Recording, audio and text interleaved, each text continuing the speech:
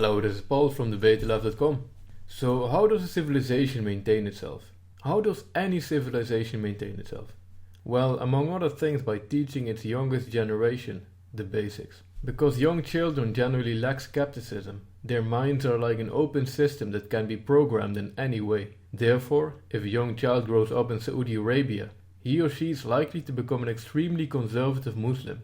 If a young child grows up in a rural Indian family, he or she is likely to become raised on the idea of a caste system, and at a later age will be unable to think and live outside of his or her caste. It is not a surprise that people who grew up in a group like the Hitlerjugend were unable to let go of the Nazi ideology for the rest of their lives. This is how the brain works. Anything you put in it at a very young age will become ingrained into the unconscious mind of the fully grown up adult.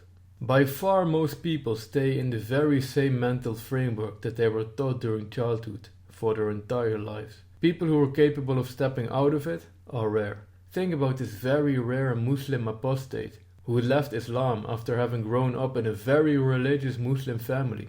It doesn't happen a lot. By far most people will stay indoctrinated for the rest of their lives. So if you want to maintain Western civilization, you must make sure to teach the values which lie at the basis of Western civilization to the next generation. These are values such as freedom of expression, rationality, freedom of conscience, basic human rights, the idea of a state with democracy, secularism, a rule of law, actual borders, etc. And the problem is that currently this is going completely wrong. What would happen if you would stop raising young children on Western values?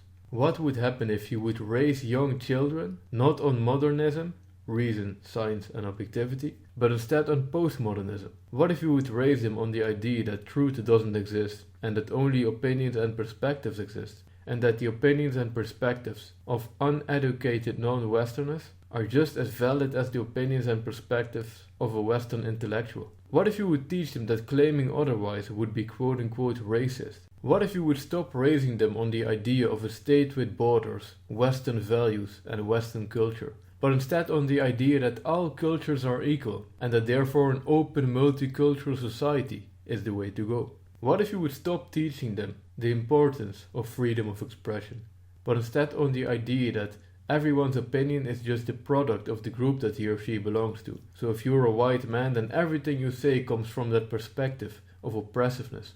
And if you're a Muslim, then everything you say comes from this perspective of somebody who has been oppressed by the evil white man for a very long time. So if you're a Muslim, then your voice is special and should be nurtured and protected. What if you would raise a generation on the idea that Westerners should feel very guilty for their history and that every political decision that they make should be based on this feeling of guilt, that they should compensate for their horrible history by taking in as many illegal immigrants as possible? So what would happen if you would raise a generation on these values? Well, this would happen. Refugees are welcome here. Refugees are welcome here. Maastricht, wees parat! Antifascisten van de stad! Maastricht, wees parat! Antifascisten van de stad!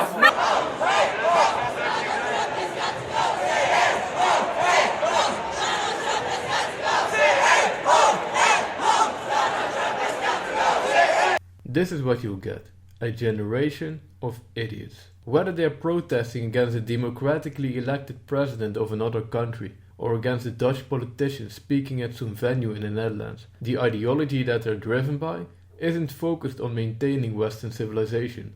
Whether they consciously know it or not, they want to destroy Western civilization. This generation of idiots often doesn't even know what they're protesting against. Usually their line of reasoning is as follows: hello, I'm anti-hate, pro-refugees and anti-sexism. But they don't understand what any of these things even mean and how these things relate to each other. They don't know that these refugees that they're talking about are mostly illegal immigrants, and that a refugee and an illegal immigrant aren't the same thing. They also don't understand that these illegal immigrants are often from very quote-unquote sexist cultures. Because what's the number one ideology on the entire planet that oppresses women? It's Islam. And the members of the Islam ideology are called Muslims. So you actually can't be in favor of both Islam and women's rights. You just can't.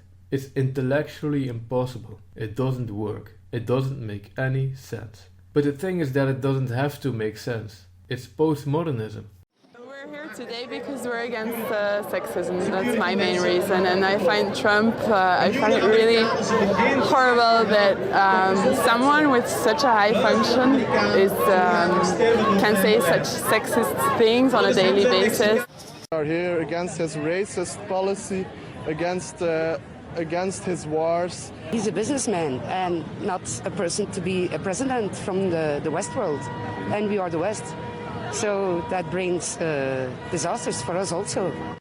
Rationality has been overridden by endless virtue signaling and name-calling. Racist, bigot, sexist. Look at me. I care for refugees. Look at how virtuous I am. They are just mindlessly acting on the ideology of political correctness that they've been indoctrinated with since childhood.